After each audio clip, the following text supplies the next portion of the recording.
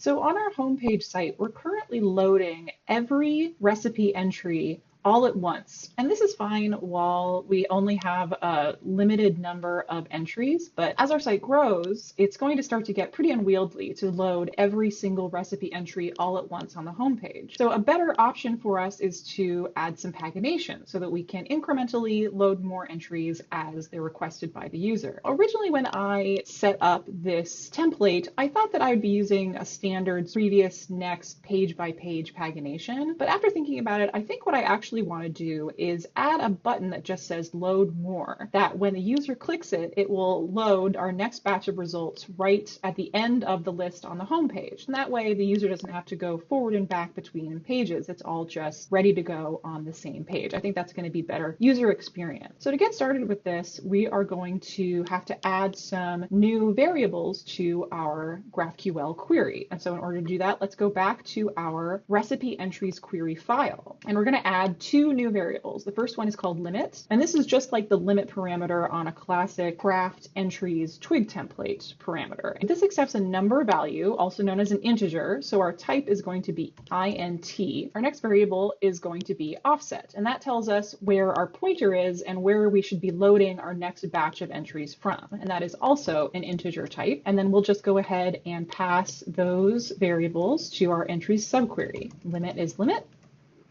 and offset is offset. And so now that we have these in our GraphQL query, we want to go ahead and apply them to our Apollo client query on our homepage template. So let's open that up. And so in our query variables object, we're just going to add our two new variables, limit, and I want to load 4 entries for each batch on this site. And for offset, we're just going to start at 0 because we want to start at the beginning of the list. And so if we save this and open up the site, we'll see that we now only have the first 4 entries loaded. So we're starting to add complexity to our GraphQL query, and Apollo Client provides some handy dev tools that will help you troubleshoot and manage your GraphQL queries as you start to add complexity. And it's just a standard Chrome or Firefox extension that you can install. And I've already got it installed here on Chrome, so I'm just going to open up my Chrome developer tools and go to this new Apollo tab. And you can see that it will show you all of the variables that are currently active for the query that you're using. So we're pulling in recipes with a limit of 4 and an offset of 0. And so this can be a really nice way for you to confirm that your variables are doing what you want them to. So now that we've got our new variables set up, we need to create an event handler to trigger Apollo to fetch our next batch of queries when our button is clicked. And luckily, Apollo actually provides a pre-made function for us that will do just that. And that function is called fetch more. And we can access that through our use query hook. And all we have to do is just pull in that function through our variables here. And so now we have access to this fetch more function. And so now we just need to write our event handler function. So we're just going to do that down here. We're just going to call that handle load more.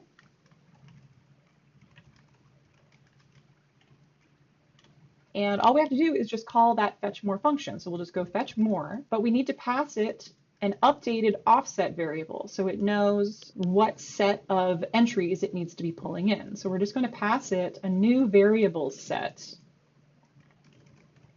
and we're going to go offset. Now we could just put in a static number here like offset of 4, but that's not going to be super useful for us. So actually what we should probably do, since this is a dynamically updating variable, we should create a React useRef to store this offset data. So let's go back up and pull in useRef from React, and then we'll create a new reference variable to hold this offset value. So we're going to call this query offset, and we'll use ref, and again our default is 0. And then we'll replace this item in our query variables with our offset.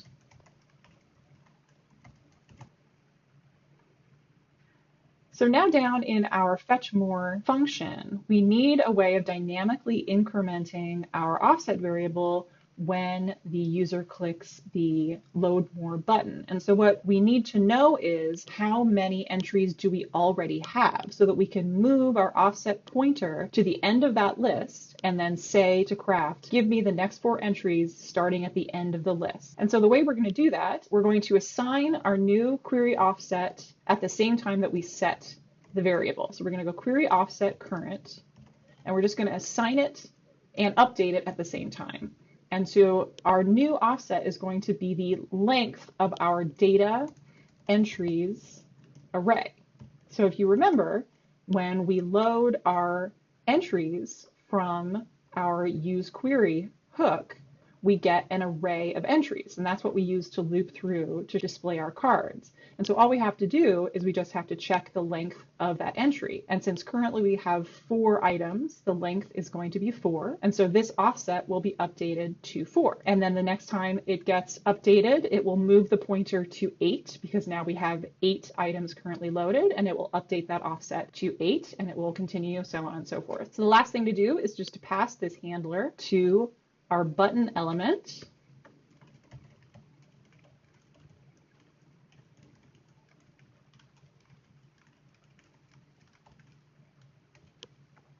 So let's check and see if it works. I'll load more. Okay, and so we do get the next 4 entries in our list, but it didn't get added to the bottom of the existing list. Now, why is that? The reason is that Apollo sees this fetch request as a completely new entries request. And so it stores it in its cache in a totally separate cache from the first 4 items that we loaded. And so we need a way to tell Apollo that all of these entries are actually part of the same cache. And so when it goes to read that cache and populate our component with the entries, it will pull everything together and keep them in the same list. And so luckily, Apollo knows that this type of pagination is pretty common. And so it provides us with a pre-made function that is going to do exactly what we need it to. And so to apply that function, we have to go back into our query cache file that we created way back in lesson 2. So we go into data, query cache. And so we're going to expand this now a bit. We've got this in-memory cache object, and we're going to apply some options. We're going to go type policies. And a type policy is, I also call it a cache policy. It's essentially the same thing. It's just a set of rules for each query that you can define within Apollo. And so we're going to pull up query. Now remember that in GraphQL, queries are known as fields. And so we're going to define which fields we're going to create a policy for, also called a field policy. And the query or field that we want to target is entries, because remember, our query, our subquery, is called entries. So we're targeting our entries query, aka field, in Apollo. And so now we're going to use our pre-made function that we're going to pull in from Apollo that's called offset limit pagination. And that's from Apollo utilities. And then we're just going to pass that offset limit pagination directly to our type policy. And that's all we have to do. This is just going to tell Apollo that we are using offset limit pagination, and so that when it gets a new batch of entries, it should merge those entries together into one cache list instead of storing them separately. So now that we've done that, let's go back and see.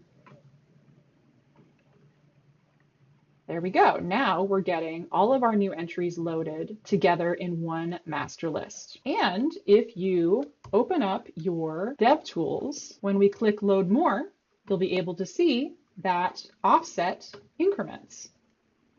So you can see that offset value dynamically incrementing, so you know exactly where we are and what query is currently being loaded at any given time. So one last thing we have to do is this Load More button is sticking around even though we've reached the end of the list. So we need some way to tell it to disappear once we have loaded the total number of entries in the list. But how do we know what the total number of entries are? Well, Craft provides us with a custom GraphQL query called entry count that we can use to load just the total number of entries in our query. And so in order to access that, we're going to go back to our entries query file, and we're going to add a new subquery. So we have entries here, and we're going to create a new subquery called entry count. And we're going to pass in a variable for section, which again, it will pull in our section variable from our top level entries query. And that is all we have to do with that. Essentially what we're doing here is we're asking Craft, how many entries are there in the recipes section? And it will return a simple number value for us that we can use on our homepage. And so when we go into our homepage, we'll write a little bit of logic to conditionally display this button. So we'll go if data entries length, so if the length of the currently loaded list of entries is less than data entry count, which is the total number of entries that we got from Craft, then display the pagination. And so with that, now, when we reach the end of our list, load more disappears, which is perfect. And that's it. We have a paginated list of entries, which is much more usable than what we had before.